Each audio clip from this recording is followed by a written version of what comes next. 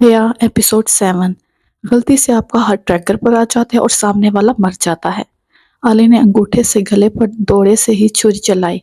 अली से कुछ ना करने के पीछे छुपी तफसीलात जानकर हमजा ने नागवारी से उसे घूरा। अली पर असर नहीं हुआ था।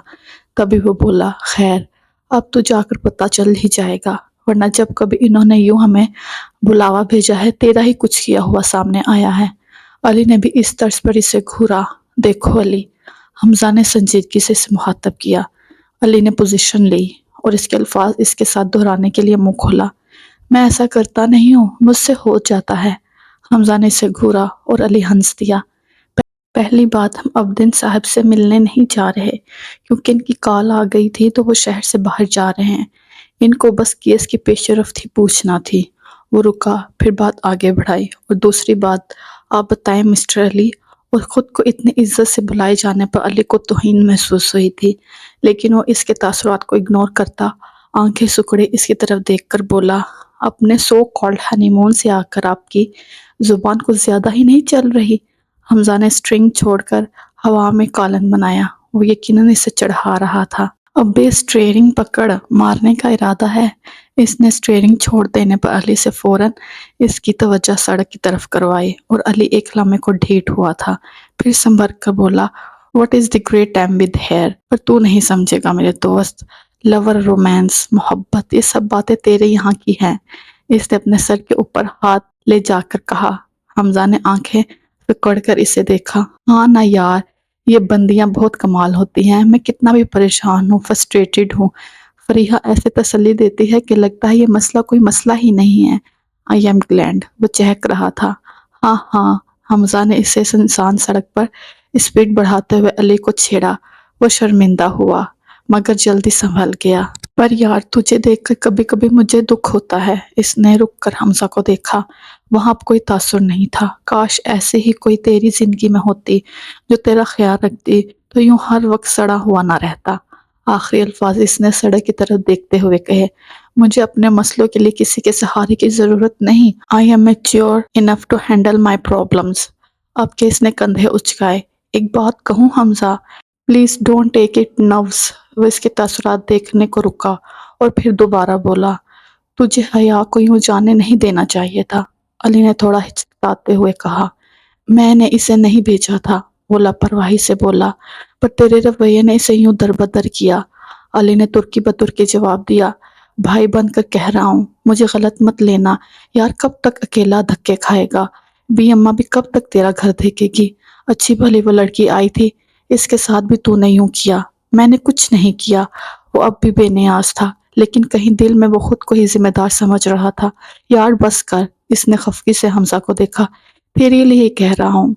ज्यादा ना सही, पर वो तेरा घर देखती, तेरा ख्याल रखती, तो कम से कम सुकून में रहता। वो इसे एहसास दिला रहा था। नहीं, वो आसपास होती तो मैं कभी सुकून में ना रहता। इसके होने से मुझे अजीब सा एहसास होता था, किसी के होने का। इसने गाड़ी साइड पर लगाई। हाँ तो वो बीवी है तेरी, एहसास होगा। ये रिश्ता ऐसा है।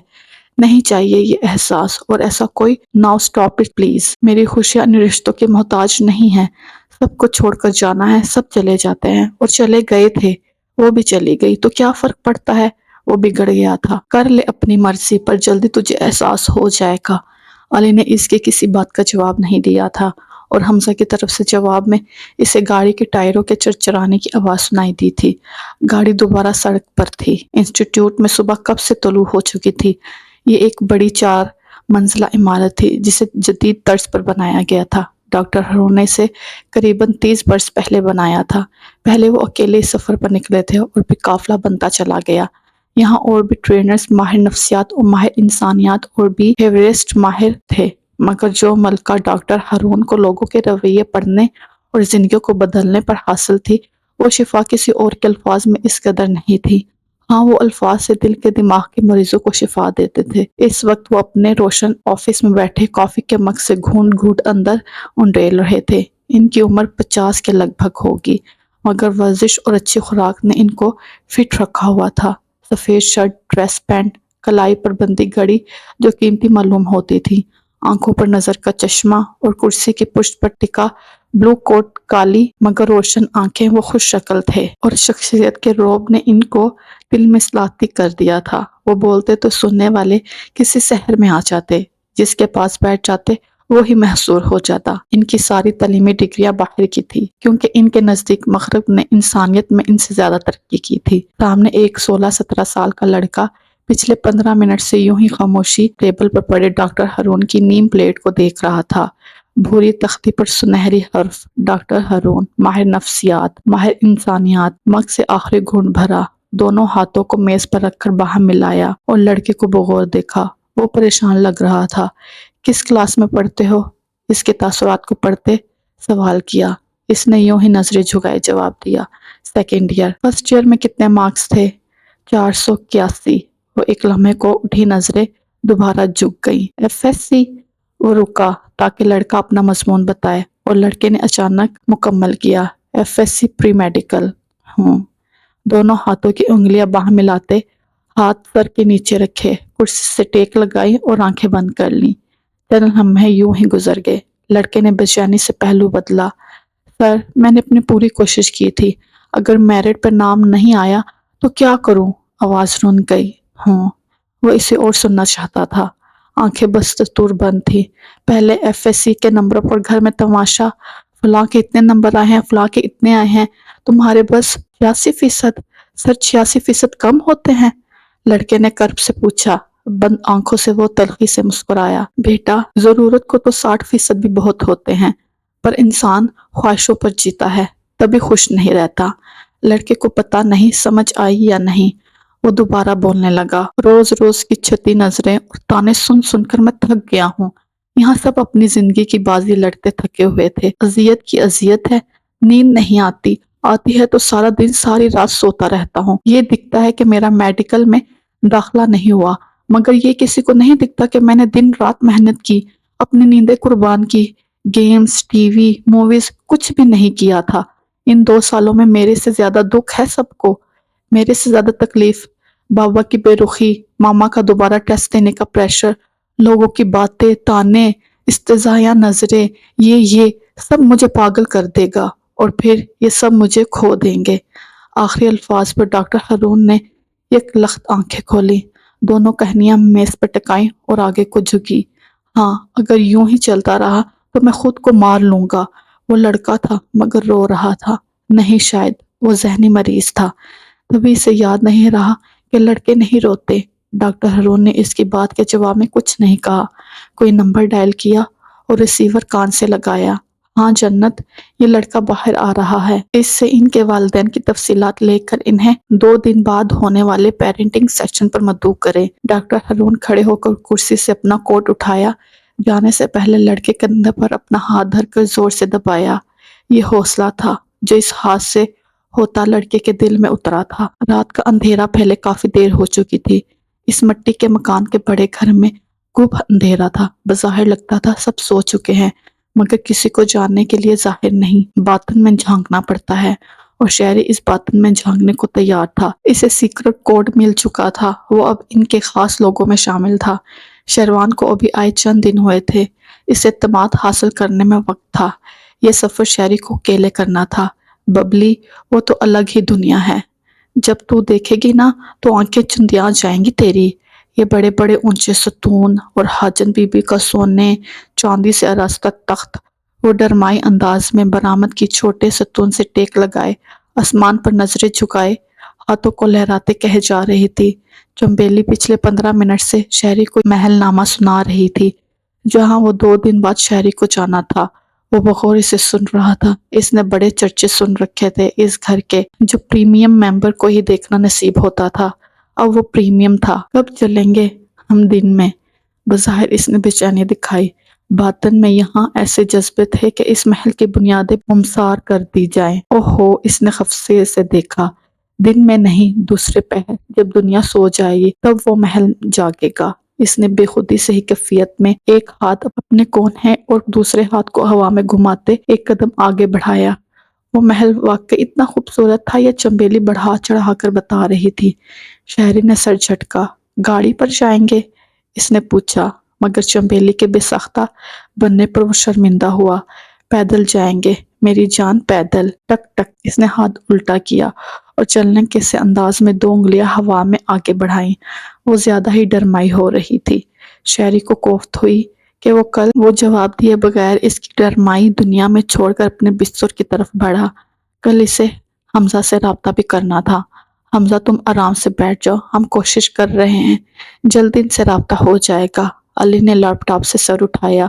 وہ بیسمنٹ میں پچھلے 1.5 گھنٹے سے یوں ہی ادھر سے ادھر ٹہل رہا تھا۔ آج ہفتہ ہو چکا تھا مگر شہری اور شروان کی طرف سے کوئی رابطہ نہیں ہوا تھا۔ کب رابطہ ہوگا؟ ان کو بدھ کو ہمیں کنٹینٹ کرنا چاہیے تھا۔ آج اتوار ہے، اگر یہ لاپرواہی ہے تو ان کا ایک ساتھ آخری کیس ہے۔ وہ بگڑا ہوا تھا یا پھر زندگی کا آخری کیس؟ وہ غصے اور بے بسی کی کیفیت میں بڑبڑایا۔ شہری جتنا لاپرواہ صحیح لیکن کام کے معاملے میں وہ غیر سنجیدہ نہیں ہوتا تھا، اور یہی چیز حمزہ کو کھٹک رہی تھی۔ ہو نہ ہو وہ مصیبت میں تھے مگر پلان میں کوئی ہول نہیں تھا، کہیں سے بھی کچھ غلط نہیں ہو سکتا تھا، وہ پکڑے نہیں جا سکتے تھے۔ پھر رابطہ کیوں نہیں ہو پا رہا؟ ہر گزرتے لمحے ان کی پریشانی بڑھتی جا رہی تھی۔ میز کے ارد گرد باقی لوگ بیٹھے کسی طرح کنٹینٹ کی کوشش کر رہے تھے۔ حمزہ بے چین تھا۔ وہ دوبارہ سربراہی والی کرسی پر آ کر بیٹھا۔ پتہ نہیں کیا کر رہے ہو تم لوگ اتنے دن سے؟ وہ بھی ان پر برس رہا تھا۔ تم سب کو کسی قابلیت کی بنا پر میں نے اپنے ساتھ جوڑ رکھا ہے، ورنہ نہ تو تم پولیس کے شعبے سے ہو نہ کسی ایجنسی سے۔ اگر تم لوگوں کی دیر کی وجہ سے شہری کو کچھ ہوا تو اپنی قابلیت سمیت تم لوگ دفع ہو سکتے ہو۔ اسے ہائپر اٹیک ہو رہا تھا، ہاتھ کی رگیں پھولی ہوئی تھی۔ اس نے شہادت اور درمیانی انگلی کو ملا کر بھوؤں کے درمیان پھولتی رگ کو مسلا، گلے میں گلٹی ابھری اور معدم ہو گئی۔ سب حیرت سے اسے دیکھ رہے تھے۔ حمزہ اسموتھلی بولنے والا بندہ تھا، اسے چیختے کبھی کسی نے نہیں دیکھا تھا، اور جنہوں نے دیکھا تھا وہ یقین نہیں کر سکتے کہ وہی حمزہ ہے۔ یہ حمزہ اس پر پرسکون ٹھہر ٹھہر کے بولنے والا حمزہ سے مختلف تھا۔ وہ حمزہ یہاں میز پر موجود ہر شخص کو اون کرتا تھا، یہ اس کی فیملی تھی، مگر یہ حمزہ خود غرض تھا۔ اس سے شہری کے ساتھ گئے شیروان کی بھی پرواہ نہیں تھی۔ سب کو اپنی طرف دیکھتے پا کر وہ ان کو نظر انداز کرتا اٹھا، واش روم کی طرف بڑھا، اندر جا کر چٹکی چڑھائی۔ اس کا دماغ کام نہیں کر رہا تھا۔ اس نے بند آنکھوں سے گہرے سانس اندر کو کھینچے، نل کھولا، پانی کے چھینٹے منہ پر مارے۔ وہ خود کو نارمل کرنے کی کوشش کر رہا تھا۔ جب باہر آیا تو سب دوبارہ مصروف تھے۔ حمزہ کا پہلی بار ان پر یوں چیخنا وہ برداشت کر سکتے تھے۔ وہ اچھا آدمی تھا مگر اس وقت پریشان تھا، وہ بس اتنا سوچ سکے۔ حمزہ دوبارہ کرسی پر بیٹھ گیا۔ پلان اے کیا تھا؟ اس نے توقف سے پوچھا۔ لہجے قدرے دھیما تھا مگر لہجے کی سختی عیاں تھی۔ یہی کہ وہ جا کر 3 دن بعد ہم سے رابطہ کریں گے۔ زویان نے آگے جھکتے ہوئے کہا۔ رابطہ کیا؟ اس نے یوں پوچھا جیسے وہ خود نہیں جانتا۔ 1-2 لوگوں نے گردن نفی میں ہلائی۔ اس نے کسی کے بولنے کا انتظار نہیں کیا۔ Plan be? اس نے زویان پر نظریں جمائیں۔ شیروان کسی بہانے وہاں سے نکل آئے گا۔ اس نے سرسری انداز میں پلان بی دہرایا۔ اور یہ دونوں کام 3 سے 4 دن کے دوران ہونے چاہیے تھے، نہیں ہوئے۔ آواز کرخت اور قدرے بلند ہوئی۔ اب اس کا دماغ پھرکی کی رفتار سے مجھے معلوم ہے اب ہمیں کیا کرنا ہے۔ انتظار، 1 دن اور انتظار۔ اس نے کچھ سوچ کر میز پر ہاتھ مارا اور اٹھ کر بیسمنٹ کی سیڑھیاں چڑھتا اوپر آ گیا۔ رات کا تیسرا پہر تھا، باہر ہوا تیز تھی۔ وقفے سے بادلوں کے گرجنے کی آواز آتی تو وہ چونکتا۔ نہ بیسمنٹ تک باہر کی ہوا رستہ نہیں بنا پا رہی تھی۔ کانفرنس میز سے آگے سامنے دیوار پر لگی کھڑکی رات کے 3 بجا رہی تھی۔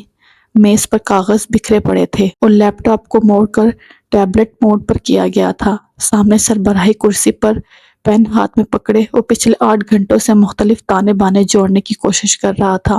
آنکھیں نیند سے بے حال مگر فکر تھی کہ سونا نہیں دے رہی تھی۔ شہر اسے ہمیشہ ہی بہت عزیز تھا مگر اپنی عادت کے باعث وہ اس قدر اس سے بات چیت نہیں کر پاتا تھا۔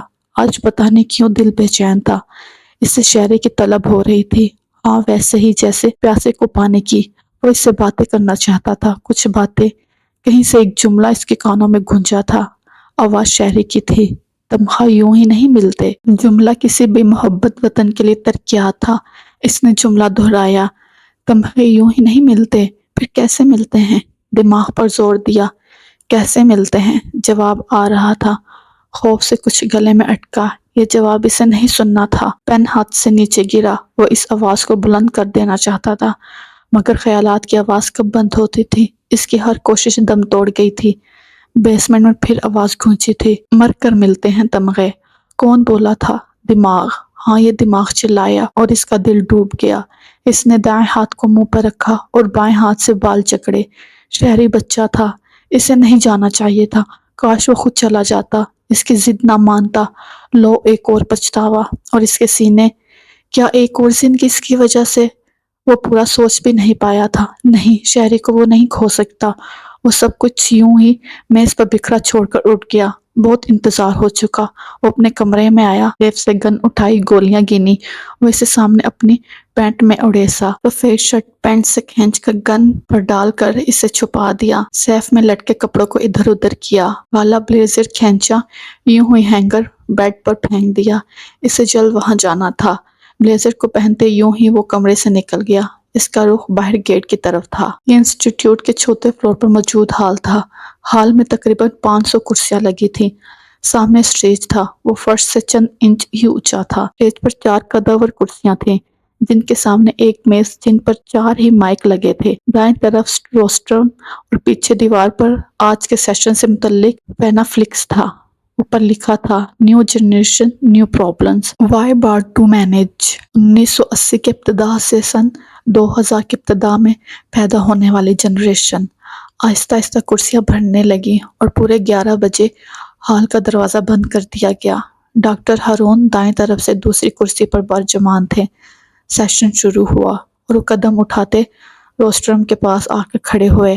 ہال میں موجود کوئی ایسا جوڑا ہے جس کے گھر میں ڈبائی ہوئی ہو؟ آتے ہی سوال کیا۔ کئی گردنیں نفی میں ہلیں۔ کوئی ایسا جو مٹی کے گھر میں رہتا ہو؟ دوسرا سوال کیا۔ مسکراہٹیں نظر آئیں۔ کوئی جو آج بھی گدھے گھوڑے پر سفر کرتا ہو؟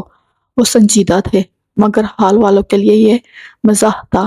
سر، اب تو جہاز آ گئے ہیں، ہال سے آواز آئی۔ سر ہلاتے وہ مسکرائے۔ ہاں، یہ نیا زمانہ ہے۔ اچھا، بچپن میں جب آپ شرارت کرتے تھے تو آپ کے والدین کیا کرتے تھے؟ ہال میں نظر دوڑائی۔ وہ آپ کو روکتے تھے؟ ہال نے حمایت کی۔ پھر آپ شرارت کرتے تھے تو وہ آپ کو ٹوکتے تھے، ایسا ہے؟ ہال نے پھر حمایت کی۔ اور تب تک بھی بات نہیں مانتے تھے تو وہ کیا کرتے تھے؟ فوراً کسی نے کہا، ٹھوکتے تھے۔ ہال میں کہہ کے ابھرے۔ لوگوں نے ایک دوسرے کی طرف نظروں کا تبادلہ کیا۔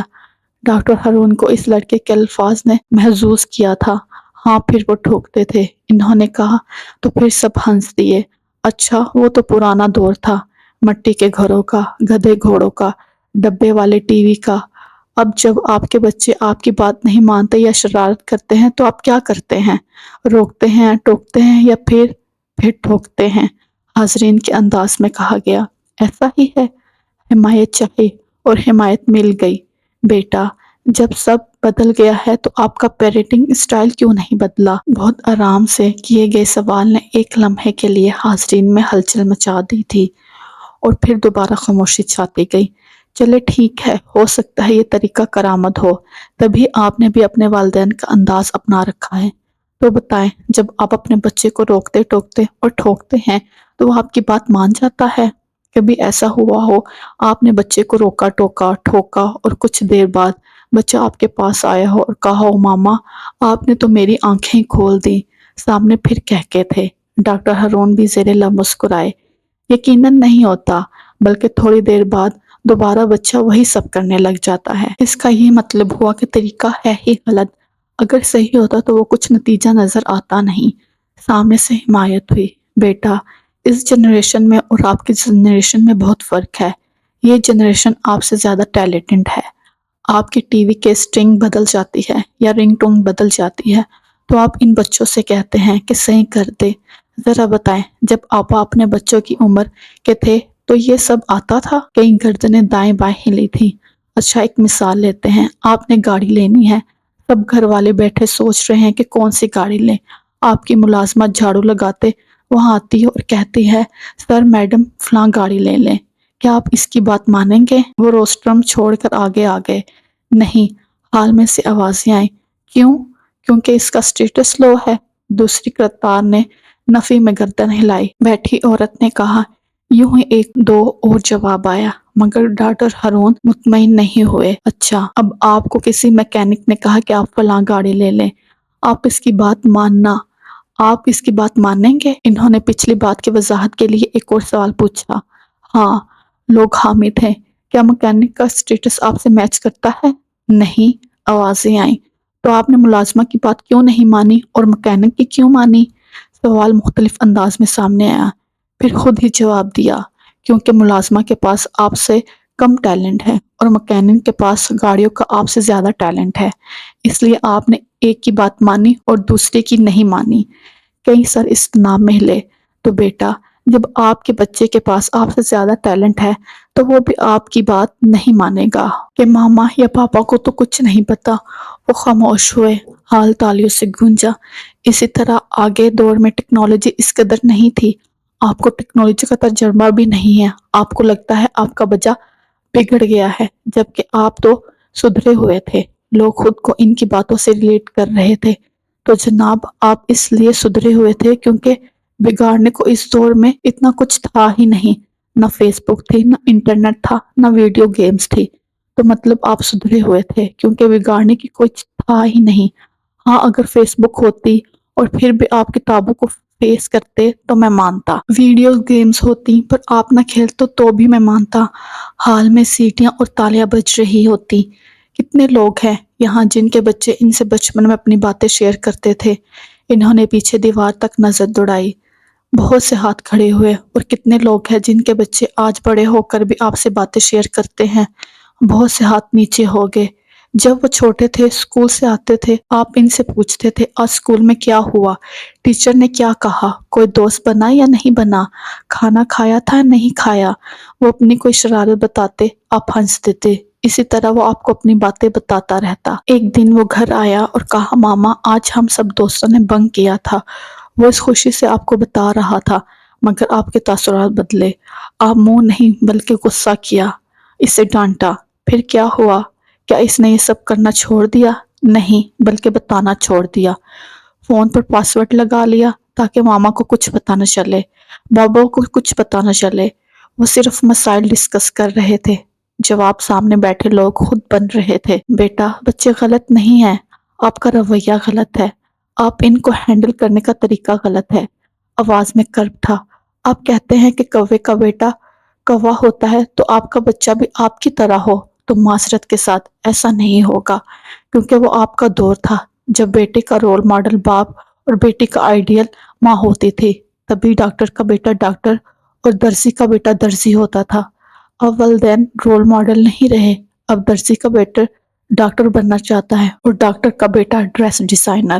اسی طرح حجام کا بیٹا انجینئر بننا چاہتا ہے اور انجینئر کا بیٹا ہیئر ڈریسر۔ الفاظ سے کہ دل میں اترتے جا رہے تھے، رشتوں پر آئی گرد چھٹتی جا رہی تھی۔ ایک اور بہت بڑا مسئلہ، بچوں کی ٹین ایج۔ مجھے پتا ہے والد اپنی بیٹیوں سے بہت پیار کرتے ہیں، مگر پھر بھی کچھ چیزیں ایسی ہیں جن پر آ کر ان کا بیٹوں سے رویہ الگ ہوتا ہے اور بیٹی سے الگ۔ چلتے ہوئے دوبارہ روسٹرم کی طرف گئے۔ یہاں کئی لوگ ہوں گے جن کے گھر ان چیزوں کو لے کر بے سکونی رہی ہوگی۔ بیٹا کسی لڑکی کو پسند کرے، رستہ روک کے کھڑا ہو، دن رات باتیں کرے تو جوانی ہے، ٹائم پاس ہے۔ بیٹی کسی کو پسند کر لے تو توہین سمجھتے ہیں، اعتماد کھو دیتے ہیں، بات کرنا بند کر دیتے ہیں، پہلی بات انا بنا لیتے ہیں، اسے نفرت سے دیکھتے ہیں، اور اگر شادی وہی کر بھی دے اور نہ چل سکے تو کہیں گے تمہاری ہی مرضی تھی، بھگتو۔ اور اگر ارینج میرج نہ چل سکے، وقفہ دیا، پھر دوبارہ بولے تو کہیں گے نصیب تھا میرا بیٹا۔ میں یہ نہیں کہہ رہا بچے اپنی مرضی سے ہی شادی کریں، پر سمجھیں، آپ اپنے بچوں کو سمجھیں، خدا سے مشورہ لیں، ہو سکتا ہے یہی اللہ کا فیصلہ ہو، ورنہ میں نے کئی ارینج میرج والوں کو سسکتے ہوئے زندگی گزارتے دیکھا ہے۔ بیٹوں کو سمجھائیں، یہ بیٹیاں بڑی نازک ہوتی ہیں، چاہے اپنی ہوں یا دوسروں کی، ان سے گھر میں کوئی اونچی آواز میں بات کر لے تو رونے لگ جاتی ہیں۔ تو بتائے جن کو یہ بچے گلیوں محلوں کالجوں کے باہر آوازیں کستے ہیں، ان پر کیا گزرتی ہوگی، خدا را ان کا خیال کرے۔ پھر دکھی دل کی بد دعا بھی عرش تک جاتی ہے۔ ایک لہر وہاں بیٹھی خواتون کی ریڑھ کی ہڈی میں اٹھی تھی، بہت کچھ یاد آ گیا تھا۔ مدر سے کہتا ہوں بچوں کو دینا سکھائیں۔ ایدی صاحب کہتے ہیں ان کی ماں ان کو 2 دیتی تھی، ایک خود کے لیے، ایک کسی ضرورت مند کے لیے، اور آج کل کی مائیں کیا کرتی ہیں، بچہ گھر آتا ہے تو کہتی ہیں خود کھایا کسی اور کو کھلایا۔ اگر کبھی ٹیچر کچھ شک لے تو اسکول پہنچ جاتی ہیں کہ اس نے میرے بچے کا ٹفن کھا لیا۔ یوں وہ جان جاتا ہے کہ اس نے کسی کو نہیں دینا، اور جو وہ دیتا نہیں تو اس کے پاس آتا بھی نہیں۔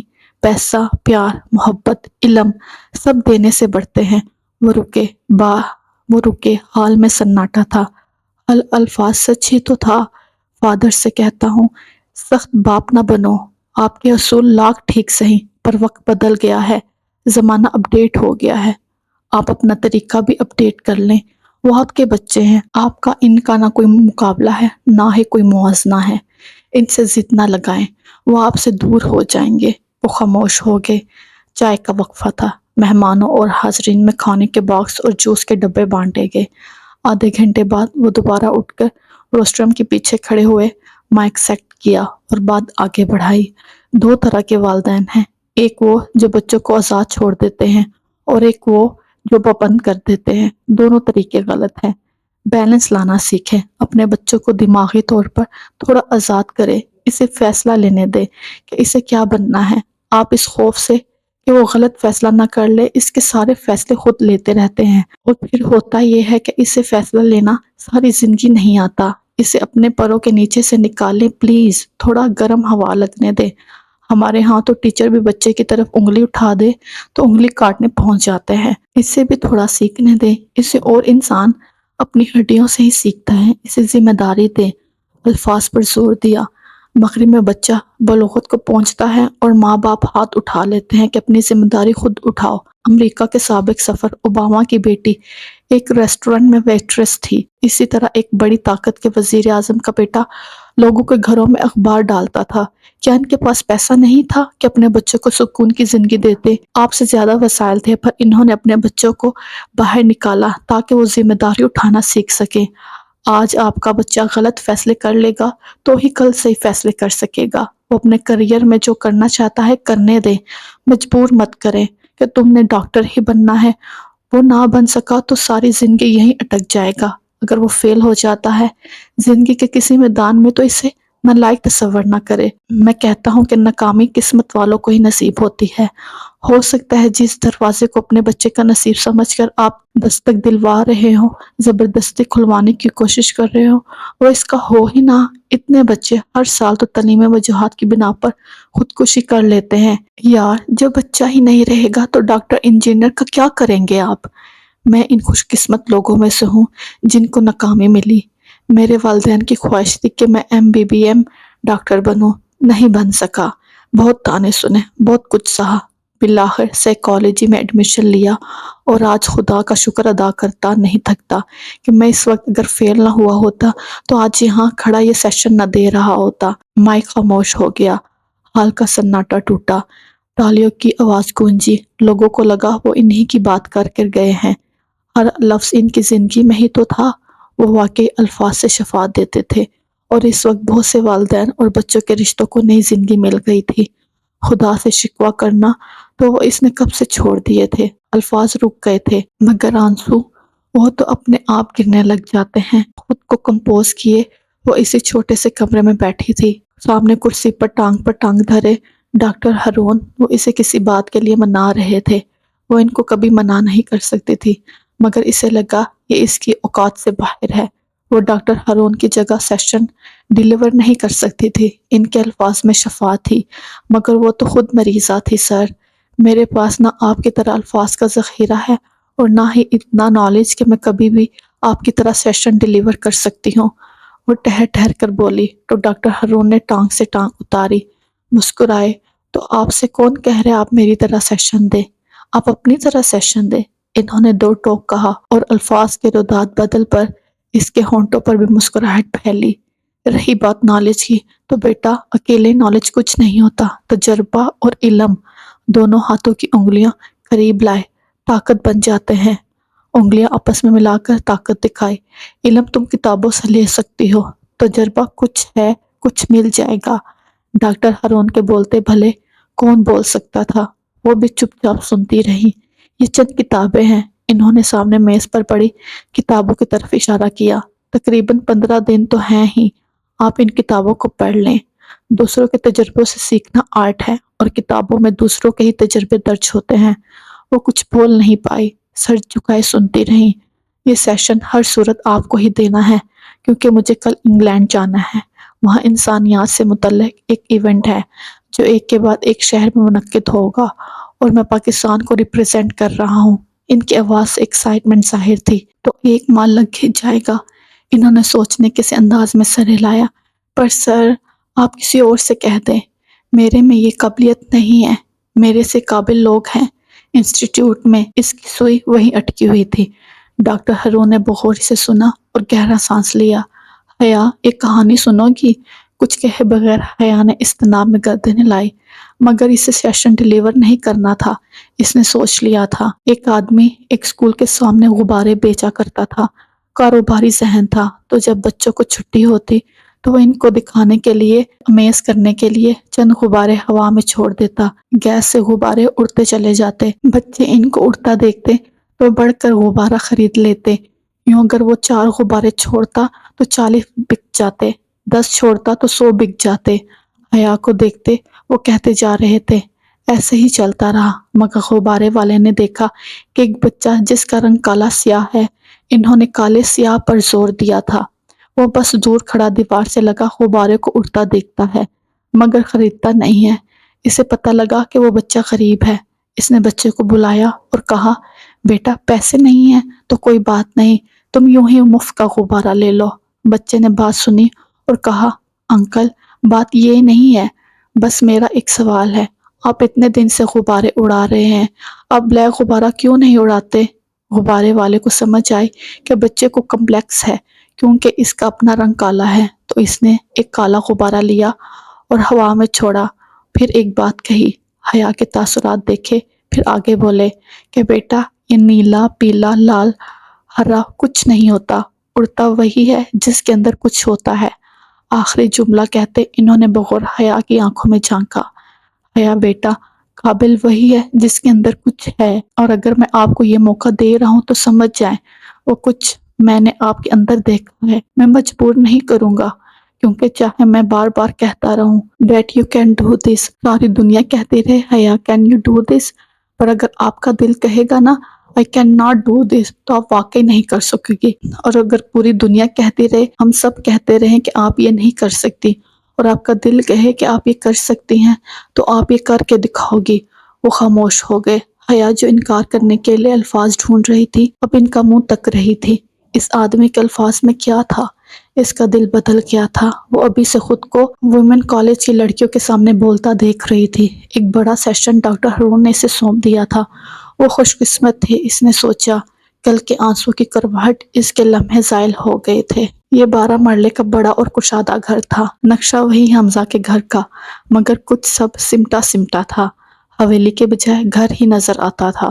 دروازے سے اندر جاؤ تو لان تھا، جہاں ایک 19 سال کی لڑکی اپنے باپ کے ساتھ بیٹھی ان کی باتیں سن کر سمجھنے کے انداز میں سر ہلا رہی تھی۔ آگے بڑھو اور لاؤنج عبور کرتے سامنے کمرے میں دیکھو تو گھر کی مالن بیڈ پر بہت سے کپڑے پھیلائے چن چن کر ایونٹ، موسم اور ملک کی مناسبت سے کپڑے سوٹ کیس میں رکھ رہی تھی۔